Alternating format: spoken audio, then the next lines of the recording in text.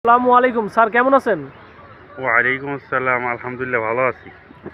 Sir, আপনার পরিচয়টা যদি একটু সংক্ষিপ্ত আকারে বলতেন। আমার পরিচয় আসলে আমার নাম মোহাম্মদ জনাব আব্দুল মান্নান হুসাইন। আমি অত্র জামিয়ার একজন শিক্ষক হিসেবে নিয়োজিত আছি।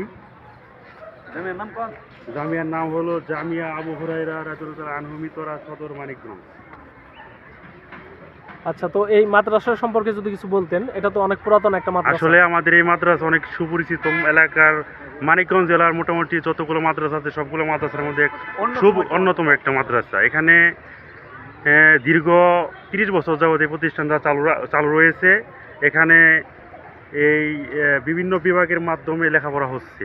তার মধ্যে শিশু বিভাগ আছে, নাজেরা বিভাগ আছে, ইফখানা আছে, কিতাব বিভাগ আছে। এছাড়া বিশেষ একটা জামাত আছে, সেটা হলো খুসুসি জামাত। আচ্ছা, এই জামাতের কি বৈশিষ্ট্য? এই খুসুসি জামাতের একটা বৈশিষ্ট্য হলো এখানে মোটামুটি ২-৩টা জামাত নিয়ে একটা বছর মেহনত করা হয় এখানে, এবং এমন একটা ভাবে এদেরকে গড়ে তোলা হয় যারা কিনা একবারে সরাসরি নাহবিল জামাতে পড়তে পারে। আচ্ছা আচ্ছা। তো স্যার, এই মাদ্রাসায় আপনি যে আছেন, কোনো সমস্যা কি ফিল করতেছেন? না, এই মাদ্রাসা আলহামদুলিল্লাহ ভালোই আছি, এখানে কোনো সমস্যা নেই।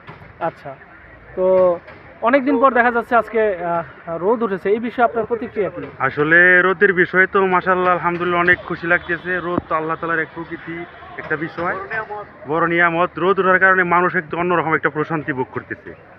যেখানে কিনা এই রোদের কারণে মানুষ আজকে শীত অনেক অনুভূতি কম লাগবে, প্লাস মনের দিক দিয়ে অনেক ভালো লাগবে। মনে হইতেছে যেন শীত ওরকম নাই।